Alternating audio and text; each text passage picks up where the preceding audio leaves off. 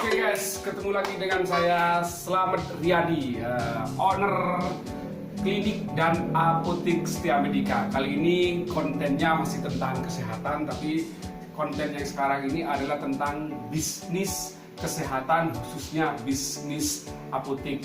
Bagi siapa yang berminat untuk bisnis apotik, bisa nanti langsung join dengan kami Setia Medika Group, karena kami sudah membuka 5 cabang apotik di 5 kecamatan yang berbeda. Kedepannya saya harap nanti banyak lagi teman-teman yang join ke saya bergabung di klinik dan apotik Setia Medika Group. Sebelumnya like, comment, and subscribe.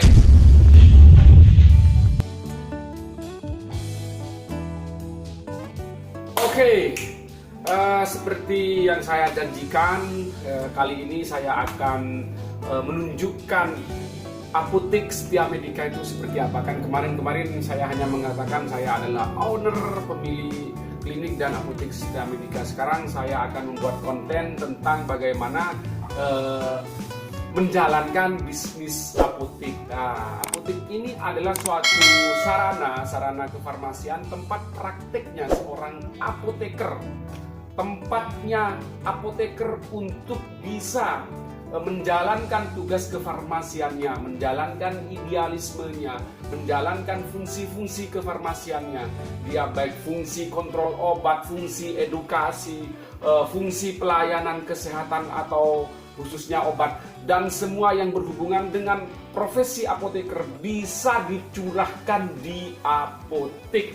Nah, sekarang akan saya mulai ya dari bagaimana cara membuat apotik ya. Nanti konten ini akan panjang, kalau dijadikan satu sesi mungkin nggak bakal selesai walaupun 1 jam. Jadi untuk sesi pertama ini saya akan menjelaskan bagaimana caranya membuat apotik.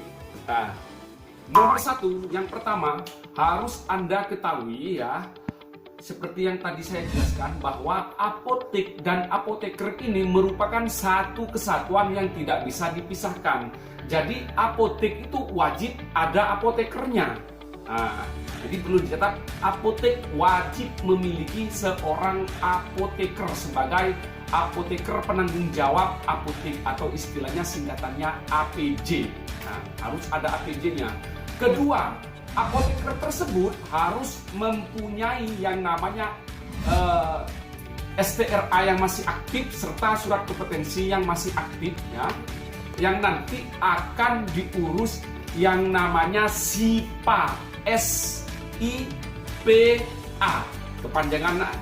Kepanjangannya dari SIPA ini adalah Surat Izin Praktek Apoteker. Nah, surat izin praktek apoteker ini ya, atau SIPA ini diurus oleh apoteker yang akan berpraktek di apotik, calon apotek atau calon apotek ini diurus di Dinas Kesehatan Kabupaten atau Kota. Jadi saya ulangi, SIPA ya, PA. Jadi surat izin praktek apoteker ini diurus di Dinas Kesehatan Kabupaten Kota, karena yang mengeluarkan adalah Kepala Dinas Kesehatan Kabupaten Kota. Oke. Setelah apoteker tersebut mengurus SIPA ya, kemudian apoteker ini mengurus SIA.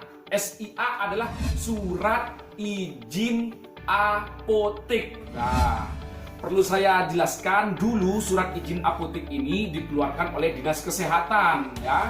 Tapi dengan perkembangan dinamika perizinan yang ada di Indonesia, sekarang ada semangat perizinan satu pintu. Jadi semua lembaga, baik lembaga yang berhubungan dengan kesehatan, pertanian, perindustrian dan sebagainya, perizinannya sekarang udah jadi satu pintu ke Dinas Perizinan dan Penanaman Modal di kabupaten kota masing-masing. Jadi sekarang SIA atau surat izin apotek tidak dikeluarkan oleh Dinas Kesehatan, tapi dikeluarkan oleh Dinas Perizinan dan Penanaman Modal. Adapun persyaratan membuat SIA atau SIA ya, salah satunya adalah apotekernya tadi sudah mempunyai SIPA, SIPA yang tadi yang sudah diurus di Dinas Kesehatan.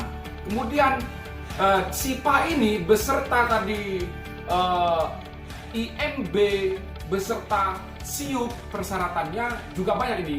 Oke, sekarang saya akan rinci persyaratan untuk membuat SIA atau surat izin apotek di Dinas Perizinan dan Penanaman Modal. Ini itemnya cukup banyak ya, makanya saya sambil baca nggak apa-apa ya, Anda bisa catat ya. Ini salah satu contoh di kota Bangkalan, mungkin di kota yang lain hampir sama ya. Ini yang nomor satu adalah, yang pertama adalah fotokopi surat izin kerja apoteker. Nah, surat kerja apoteker itu yang tadi itu, SIPA yang tadi itu, SIPA yang diurus di Dinas Kesehatan, nomor satu itu fotokopinya. Yang kedua, fotokopi kartu tanda penduduk atau fotokopi KTP.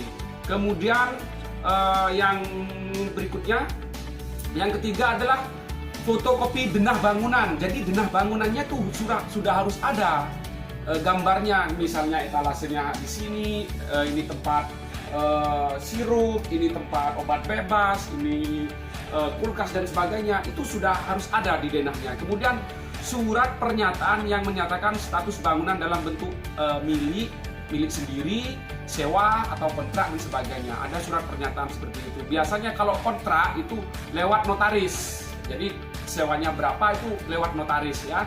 Kemudian daftar asisten apoteker atau tenaga teknis kefarmasiannya. Jadi selain apotek, ini selain apoteker, di apotek itu harus ada pembantu apoteker yang itu namanya asisten tenaga kefarmasian. Nah, itu harus ada. Kemudian yang kedua adalah asli atau salinan fotokopi daftar terperinci alat perlengkapan apotek.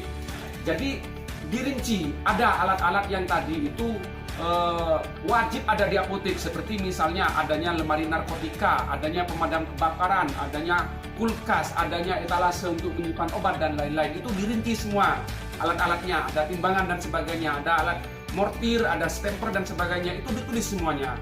Kemudian surat pernyataan dari apoteker pengelola apotek bahwa tidak bekerja tetap atau di perusahaan farmasi lain. Jadi apoteker yang akan menjadi penanggung jawab apotek itu tidak boleh menjadi penanggung jawab di apotek lain atau di sarana kefarmasian lain. Jadi untuk penanggung jawab apoteker itu cuma diperbolehkan menjadi satu penanggung jawab di fasilitas kefarmasian. Misalnya di apotek ya satu apotek berarti satu apoteker, seperti itu.